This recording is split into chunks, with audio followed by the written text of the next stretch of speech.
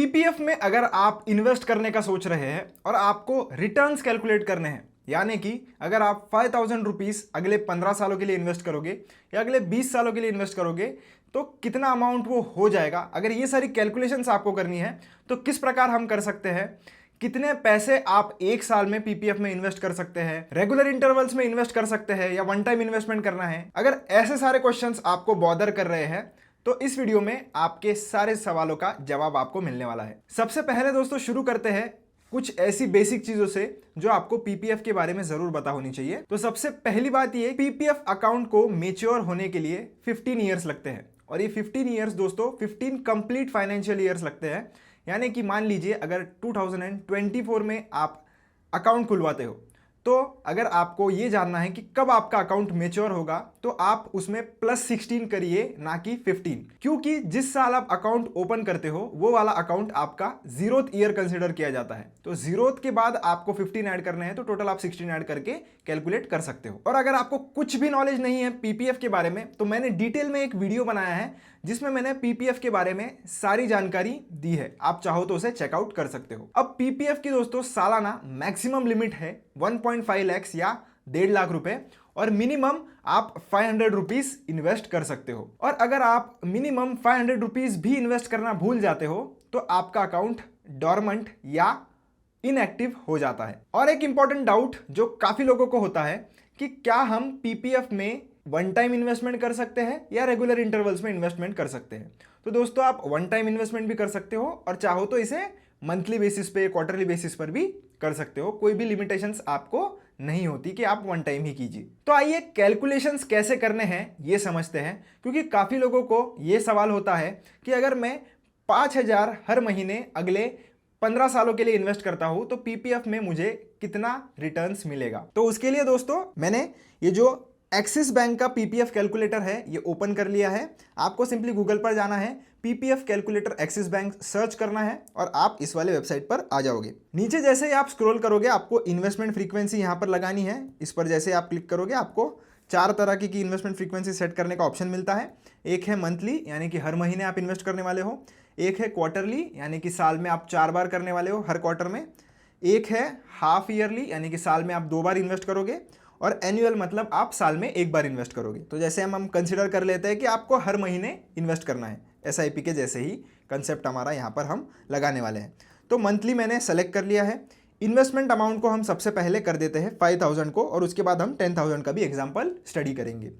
तो 5000 मैंने सेट कर दिया है। अब अगर आप हर महीने 5000 इन्वेस्ट कर रहे हो तो साल के आप लगभग 60000 इन्वेस्ट कर रहे हो, बराबर। आप रेट ऑफ इंटरेस्ट यहां पर चेक करोगे तो वो 7.10% है, यानी कि जब मैं वीडियो शूट कर रहा हूं तब इसका रेट जो है वो 7.10 है।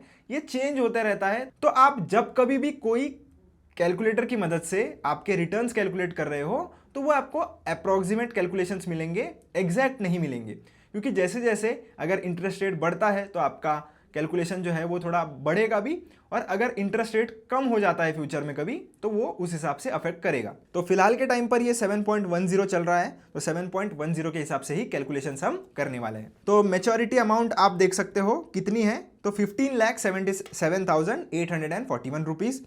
उसमें से आपने कितने इन्वेस्ट किए हैं, तो आपने लगभग 9 लाख रुपए इन्वेस्ट किए हैं 15 साल के टाइम पीरियड में, और आपको इंटरेस्ट कितना मिला है, तो 6,77,840 रुपीज़ के आसपास। अब आपको नीचे डिटेल स्टडी मिलती है कि आपने पहले साल में कितना डिपॉजिट किया, 60,000। बैलेंस अमाउंट मतलब आपको इंटरेस्ट मिला के टोटल बैलेंस अमाउंट आपका कितना हो गया। सेकेंड ईयर में आप देख सकते हो आपका डिपॉजिट अमाउंट हो गया है 1,20,000। बैलेंस अमाउंट आपका हो गया है 1,29,039 रुपीज़। और इंटरेस्ट अमाउंट आप यहाँ पर चेक कर सकते हो कि 2 साल के बाद आपको लगभग 9,000 के आसपास ब्याज मिल जाएगा। तो ऐसे ही आप स्टडी कर सकते हो कि आपका पैसा किस हिसाब से ग्रो होने वाला है।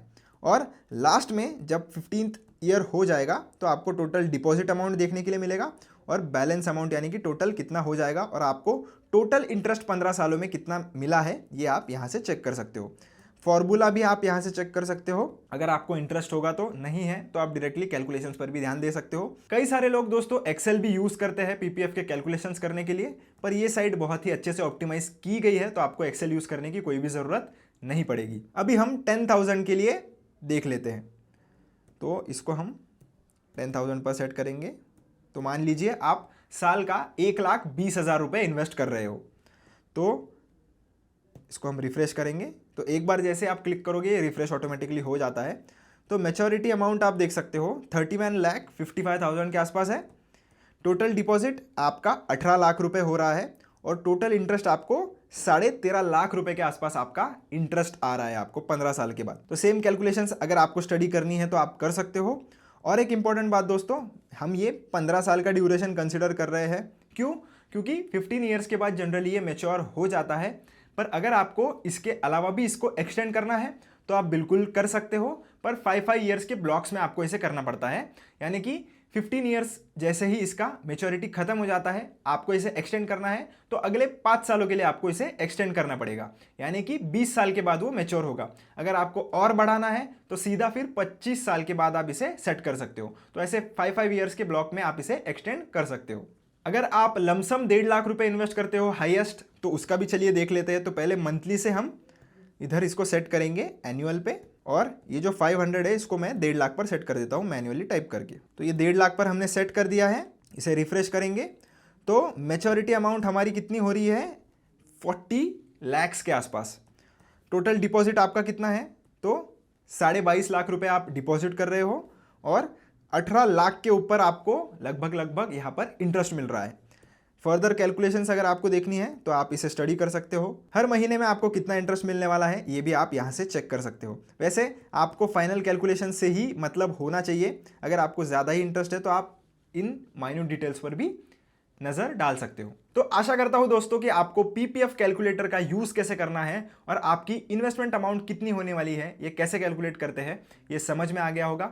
वीडियो पसंद आया हो तो लाइक शेयर सब्सक्राइब जरूर से करना। अगर कोई भी डाउट आता है कैलकुलेशंस में तो आप कमेंट सेक्शन में मुझसे ज़रूर पूछ सकते हो। मिलता हूं आपसे एक ऐसे ही नेक्स्ट वीडियो में। Till then keep learning keep earning.